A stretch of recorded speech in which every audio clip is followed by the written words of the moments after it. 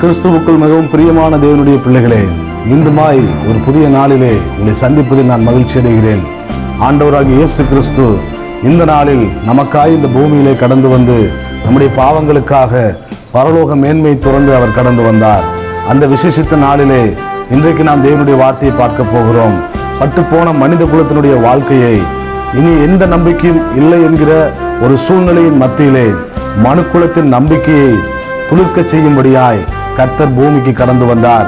ஏசாயா 11 இப்படியாக சொல்லப்படுகிறது: ஈசா என்னும் அடிமரத்திலிருந்து ஒரு துளிர் தோன்றி அவன் வேர்களிலிருந்து ஒரு கிளை எழும்பி செழிக்கும் என்று சொல்லி, இந்த நாளிலே நம்முடைய வாழ்க்கையெல்லாம் பட்டுப்போன சூழ்நிலையிலே, பாவத்தினாலே, பிசாசனுடைய சோதனையினாலே, அப்படிப்பட்ட சூழ்நிலையில் நாம் இருந்த நம்மை கர்த்தர் துளிர்க்க செய்திருக்கிறார்.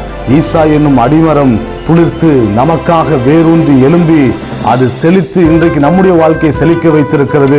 இந்த விசேஷித்த ஆண்டுடைய பிறப்பின் நாளிலே பட்டு போனவங்களுடைய வாழ்க்கை ஒருவேளை கடந்த நாட்களில் அப்படி இருந்திருக்கலாம். இனி வருகிற நாட்களிலே கர்த்தர் உங்களுக்காக ஒரு கிளையை எழும்பச் செய்து உங்கள் வாழ்க்கையை கர்த்தர் துளிர்க்க செய்வார்.